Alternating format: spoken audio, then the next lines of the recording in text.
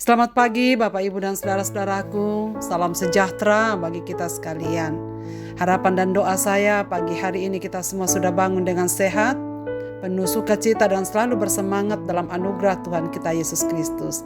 Senang sekali saya menjumpai Bapak Ibu dan semua saudara sekalian pada pagi ini. Sebelum melanjutkan aktivitas kita di hari ini, mari bersama-sama kita mengingat Tuhan, merenungkan firman-Nya, semoga menjadi panduan bagi kita sekalian untuk hari ini. Amsal pasal 16 ayat 9. Hati manusia memikir-mikirkan jalannya, tetapi Tuhanlah yang menentukan arah langkahnya.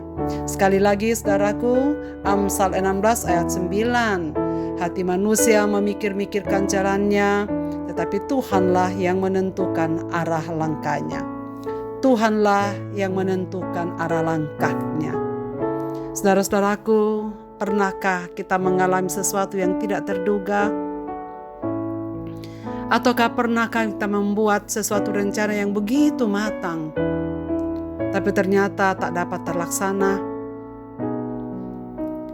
Akhirnya ada kejutan yang besar untuk kita. Apakah berbahagia? Ataukah ada sesuatu tragedi yang mempengaruhi hidup kita? Mengapakah demikian? Karena kita semua pernah mengalami saat-saat dalam hidup kita yang sesungguhnya di luar kendali dan antisipasi kita. Ada banyak hal yang tak terduga dalam hidup kita terjadi. Kita telah merencanakan, membayangkan bagaimana jalan hidup kita dengan rancangan kita, tapi tak dapat terlaksana. Kita mungkin berencana untuk pendidikan masa depan pribadi, anak-anak, atau siapapun, atau rencana-rencana baik yang telah kita susun dengan rapi.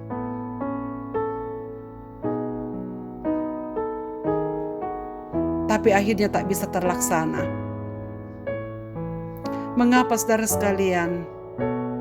Karena kita tidak akan pernah bisa merencanakan hal-hal yang tidak terduga dan akhirnya akan jadi sebab kita tidak tahu masa depan kita. Kita tidak tahu apa yang akan terjadi dalam beberapa menit ke depan. Sungguh di luar dari kendali kita. Kita belajar dalam Alkitab bahwa Allah yang Maha Mengetahui, yang berarti Dia mengetahui segala sesuatu yang akan terjadi dimanapun di dunia ini, apapun yang akan terjadi untuk masa depan kita. Dia memiliki pengetahuan yang lengkap tentang setiap peristiwa dan tindakan yang terjadi. Lebih dari itu, Dia yang berdaulat, Dia yang memiliki kendali atas segala sesuatu yang terjadi di dunia ini. Artinya, meskipun kita membuat rencana yang begitu matang dalam hidup kita sendiri, tetap Tuhanlah yang pada akhirnya mengerahkan langkah-langkah kita. Terkadang banyak jalan yang terbuka di hadapan kita. Banyak pertanyaan dan pertimbangan yang mungkin kita miliki. Tetapi apa yang firman Allah katakan? Firman Allah berkata bahwa sekalipun ada banyak pertanyaan, Dia sudah tahu semua jawabannya. Dia sudah merencanakannya, Dia sudah merancangkannya dengan begitu api. Ada 5 ayat senada dalam kitab Amsal. Salah satunya kita baca pagi ini. Bahwa meskipun manusia memiliki berbagai rancangan dan pemikiran yang seakan-akan benar di matanya, tapi pada akhirnya kehendak Tuhanlah yang akan terlaksana. Allah lah yang akan menuntun langkah hidup kita dan menguji hati kita. Itulah sebabnya dengan iman Yeremia dalam pasal 10 ayat 23 mengatakan, "Aku tahu ya Tuhan, bahwa manusia tidak berkuasa untuk menentukan jalannya, dan orang yang berjalan tidak berkuasa untuk menetapkan langkahnya." Sebenarnya apakah tujuan dari ayat ini bagi pembacanya? Supaya kita merendahkan diri di hadapan Tuhan, menyerahkan segala urusan kita, Sebagaimana ayat yang telah kita renungkan pagi kemarin. Ayat 3, serahkanlah urusanmu kepada Tuhan, maka terlaksanalah segala rencanamu. Hal ini tak akan mungkin bisa dilakukan oleh orang yang sombong. Orang yang selalu merasa diri serba bisa melakukan urusan-urusannya. Dan hanya orang yang sadar diri bahwa ia bukan yang memegang kendali atas hidupnya lah yang akan bisa menyerahkan semua urusan-urusannya kepada Tuhan. Itulah sebabnya penulis Amsal mengingatkan kita bahwa kita hanya mampu membuat rencana, kita hanya bisa merancangkan, tetapi Tuhanlah yang menentukan arah langkahnya. Sebab Tuhan tahu yang terbaik buat umat-umat yang dikasihinya. Karena itu dengan tegas juga Yakobus menyatakan dalam kitab Yakobus pasal 4 ayat 14 ayat 15, sebenarnya kamu harus berkata, jika Tuhan menghendakinya, kami akan hidup dan berbuat ini dan itu. Jadi Tuhan menginginkan agar kita selalu melibatkannya, agar setiap langkah kita di dalam hidup ini untuk masa depan sungguh di dalam tuntunannya yang sempurna. Berbahagialah orang yang selalu melibatkan Tuhan dalam hidupnya. Sebab firman Tuhan berkata dalam 1 Korintus, apa yang tidak pernah dilihat oleh mata dan tidak pernah didengar oleh telinga dan yang tidak pernah tertimbul dalam hati manusia, semua disediakan oleh Allah untuk mereka yang mengasihi Dia. Jadi saudara-saudaraku, kurang apa lagi? Tuhan hanya meminta kita untuk selalu melibatkan Dia dalam hidup ini. Tuhan hanya ingin kita sandari. Tuhan hanya ingin kita serahkan semuanya, mengandalkan Dia. Dan setelah itu Ia akan berkarya sempurna dalam hidup kita. Karena itu Tuhan, mari merendahkan diri saudara-saudaraku.